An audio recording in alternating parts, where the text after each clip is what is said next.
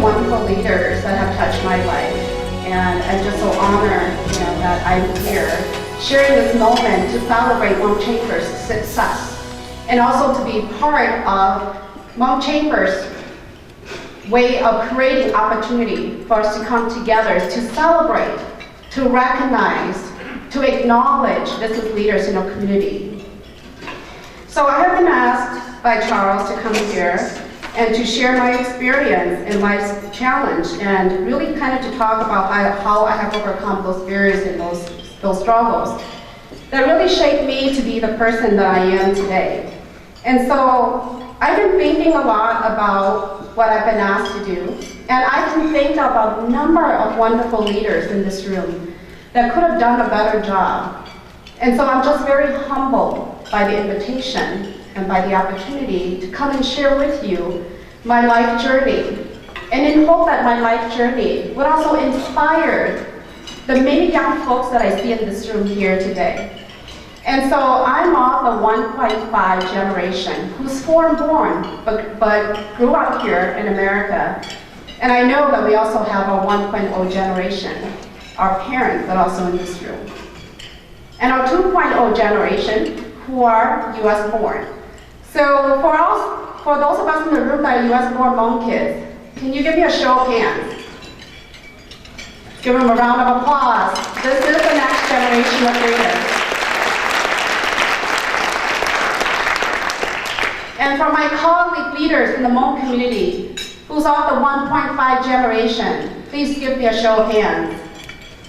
Thank you, leaders, for paving the way for the next generation of Hmong. And also for our parents, the older generation, who brought us here to America, our 1.0 generation. If you're in the room, please give me a show of hands. Very few, okay. I always take an advantage of an opportunity every time I've been invited, to be a speaker or, to be in the presence of a gathering such as this, to really give you some context and some data that speaks about the Hmong community here in America. As you know, next year will mark the 40th year since the war, since we've been here in America.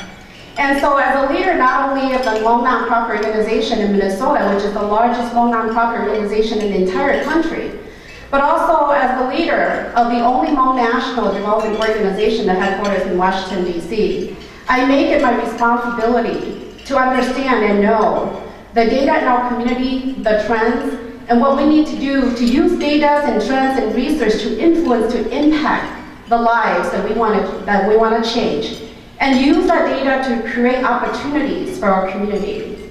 And so with that, let me begin my presentation by showing you some of the data that we put together in 2010 as part of our H&D conference that was held last year. And the data was actually put together by a number of our scholars, and some of you are actually in this room here.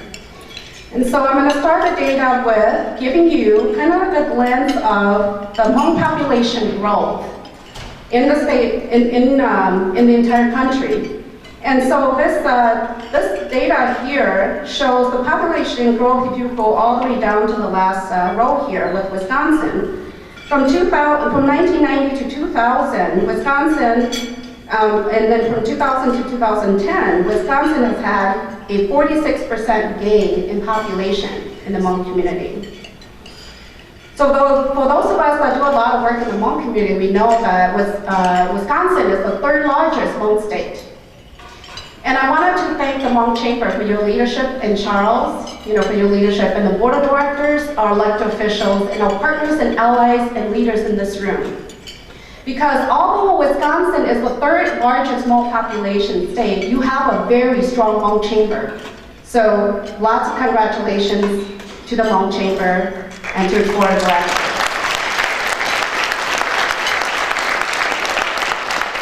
California and Minnesota are the first and second largest Hmong population states, and yet we don't have a Hmong Chamber that is as progressive and as vibrant as you do here. So I wanted to acknowledge that. The next slide shows the median age or age group by ethnic groups. So if you look at Hmong, our median age is 20. And then you follow that across, it's mind-boggling, to those of us that may not know a lot about the Hmong community, that more than 50% of our community is under the age of 18. So that means that our community is very young. There are many young leaders that we need to groom, that we need to train, we need to cultivate, we need to give them access to opportunities and resources, we need to provide excellent education, because they are going to be leading our city, our state, and our country in the future. The next slide talks about educational attainment. If you look at educational attainment, I like to think that we have come very far as a Hmong community who comes to America with more formal education. So although we are like at the rock bottom in terms of all of the Asian groups, of having only 14% of our community having a degree, having a higher educational degree, and only 61% of our community actually graduating from high school. I hope that this information and data will inspire all of us to do a better job, so that in the Hmong community in the next 10 years, that we could really see the number increase in terms of higher educational attainment and in terms of high school graduation rate. This is another slide that breaks down how the Hmong community are doing in Minnesota, Wisconsin, and California. So as you can see on here, it talks about individuals with less than high school diploma, those that have graduate or higher degree, male versus female. And so in Wisconsin, those that have less than high school diploma is 36.1%. And we looked at this deeper because it appears that in our community, the boys are lagging behind. Now there's more and more girls that are graduating and moving on to professional careers, that are stepping up to leadership role, but the data as it appeared here doesn't really support that. So it might be something that we experience within our families or in the community, and it could be that maybe our girls may be more in a leadership position as opposed to our boys, and that there is something that we need to do about it. This next slide here shows the per capita income of the Hmong community. So as you can see, in comparison to other groups of the nation community, the Hmong community is at the bottom, at 10,945 per capita income.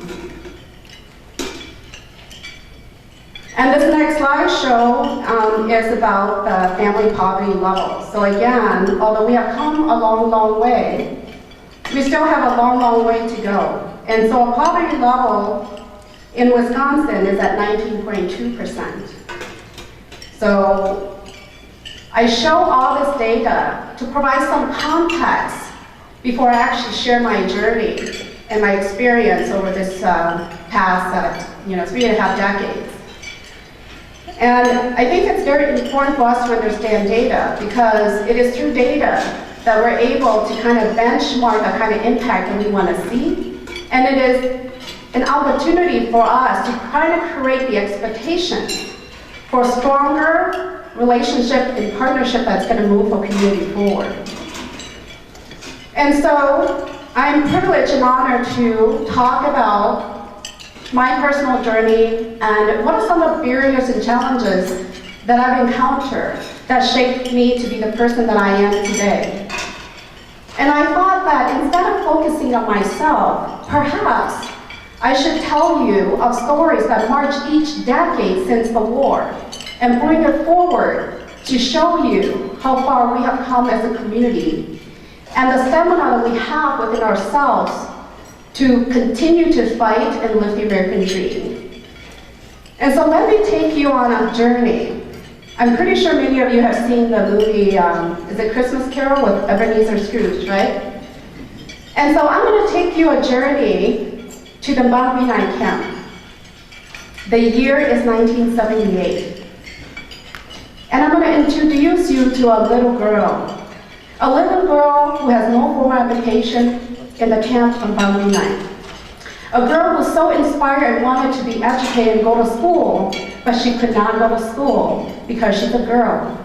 And she has to take care of the family.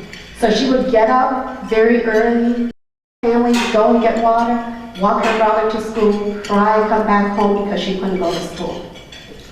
A little girl who every day her mother would walk her to the street with a basket of donuts because they need to make a living. And the little girl would not be able to come home unless all the donuts are sold.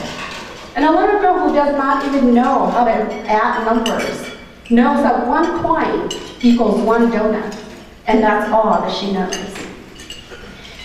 And the little girl has relatives that actually came to the United States in 1975, and she would hear from them stories about America and the streets are paved with gold, and there are dragons with green eyes and blue eyes that's going to swallow you, and people go into an elevator and never seen again. And she kept thinking about, I want to go to that great country. And that little girl kept asking her parents as to why they don't go to America. And she kept getting the same answers. It's not time yet. It's not time yet. Well, in 1980, the little girl and her family finally migrated to America. And that little girl started in 4th grade and was able to finish school in the top 10 of her class, went on to obtain her bachelor's degree, and started working in the corporate sector.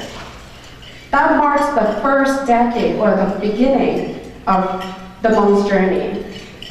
The second experience that I want you to walk on this journey with me is, during the first wave of Hmong, we have a lot of young girls who are culturally married. And it is about a girl who started a family at a very, very young age, and she had to take care of 9 of her husband's siblings, plus her own 2, and finish high school.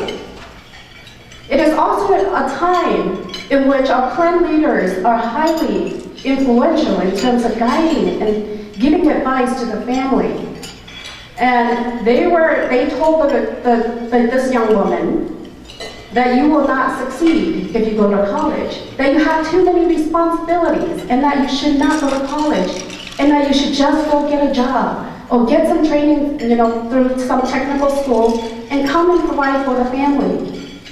They told the husband, if you let your wife go to school, she's going to leave you one day, because she's going to be smarter than you are. So this young woman had all these struggles and challenges.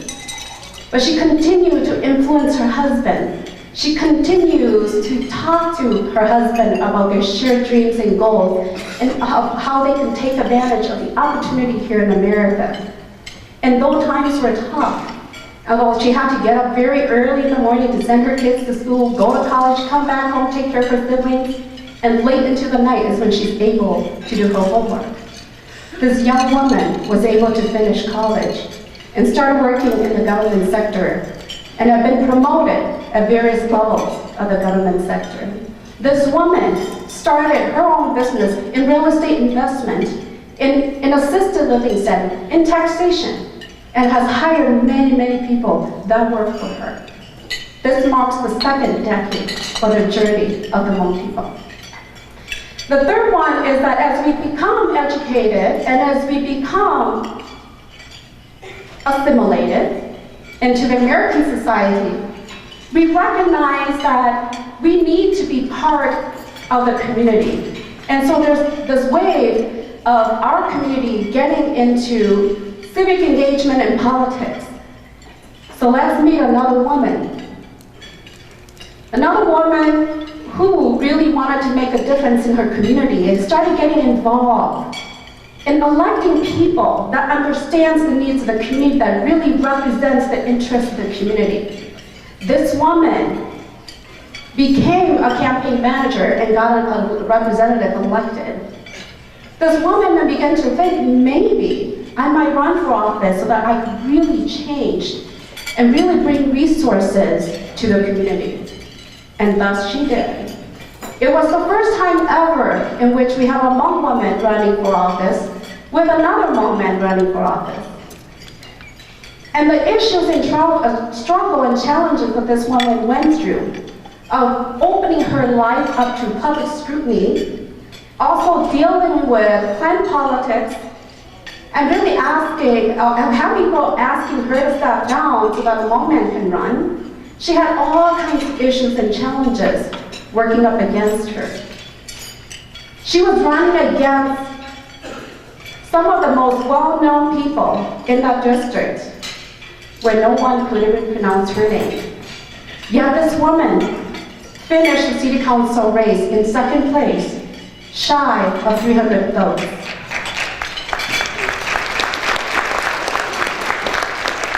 This marks the third decade of our journey here in America.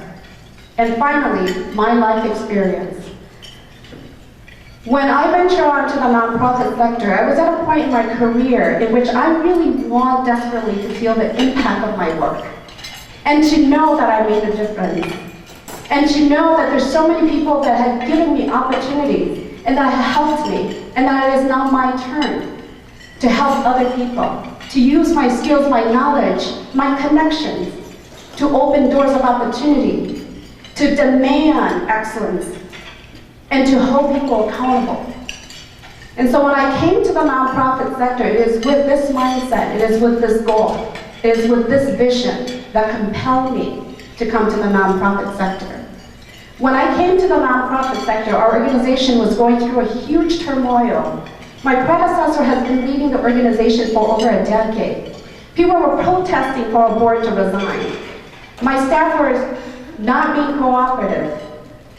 This is also the first time in which we have a woman that's leading one of the biggest Hmong nonprofit organizations in the entire country. I had so many odds and so many barriers and obstacles on a daily basis that I had to resolve. I had staff in which I had to build trust that are multi-generations. I had people that are watching me to see when I would fail. I had people watching me to see what I would do next, how I would react, how I would lead, when I would give up. And it's through all of these that really helped me think about the relationship and the power that I have. And I said, I have power. And that power is because I have the power to choose whether I'm going to stay or go. I have the power to choose whether I'm going to allow people to influence me or not. And I have the power to demand and to say, this is what our organization is going to be like, and this is the next chapter of the Hmong community. So with that, I rolled up my sleeve. I had a long talk with my staff. I told them Hmong American Partnership was going to be my last employer, and that I had 30 more years to go, and that everybody has got to get on with the plan. And so, today, I've been on the job for 6.5 years. Hmong American Partnership went from 3 million a year organization to over 8 million organization in the toughest economic times. We have really put our organization on the map, and we have really did a 360-degree change with the way that we lead our organization and the impact that we want to create and see in the community. And so with that, I wanted to say that the Hmong community, we have been here for almost 30 years now. There are many challenges in the community, and I'm so glad to see that there's a lot of us who really understood that and are moving from a mentality type of leadership to being a progressive leader. And so all those different decades that I share with you completes my life and my journey. I didn't know that at 8 years old that was my first business entrepreneur. I didn't know, that I had the power when I decided that I was going to go to school despite the many advice that our elders have given us. I did not know that running for city council would toughen me and open my eyes to demand and expect the best for our community. And today I know and I encourage all of you to really think about the kind of influence that you want to create, the kind of impact that you want to create, the choice that you can make. And so I'm going to close with a book that I had an opportunity to come across when I sent one of my staff to a training. And so part of that training required me, as her boss, to also read this book. And it is a book that talks about the different kinds of leadership, or the different kinds of people that you're going to come across in your life that's going to touch your life very differently. And so in the book, it talks about 4 different types of people. And if you haven't read the book, I encourage you to read the book. So with the book, it talks about people that are adders. And these adders are people that whenever you have an idea, they will encourage you. Whenever you think of something and you're down, they'll be there to support you. People that are adders to your life will open doors of opportunity for you. The next one is your subtractor. And subtractors are people that are very negative people. Whenever you have an idea, they'll say it cannot be done. Whenever you want to do something, they say we don't have money, we can't do it. The next type of person is a multiplier. A multiplier is someone that you connect with, that you meet, that you come across, who will introduce you to other people, who will introduce you and open doors to other places for you. These are multipliers. And the last one is your dividers. And your dividers are those that will do everything to sabotage you. They will steal your ideas, they will do things behind your back, and they will hinder your ability to be successful. I have had the opportunity and the privilege to come across all 4 types of people in my life. My subtractors and my dividers shaped me to be a stronger person today. And I am blessed with my adders and my multipliers. And so I leave you with this challenge. I thank all of the sponsors that are here today, because you need to invest in tools, resources, products, and organizations that are doing great work in the community, that are growing the next generation of leaders, that are opening up new businesses. I applaud our elected officials for your presence today. Having you out here in a community makes you a better person, because you understand who you're serving. You understand what are the needs in our community. And you understand, as a leader, what do you need to do to move our community forward. I applaud all of our leaders from the Hmong community, the Hmong Chamber, and Charles. Please continue to do the great work that you're doing. And I hope that the next time that I come back, we're going to have thousands of people, not just hundreds.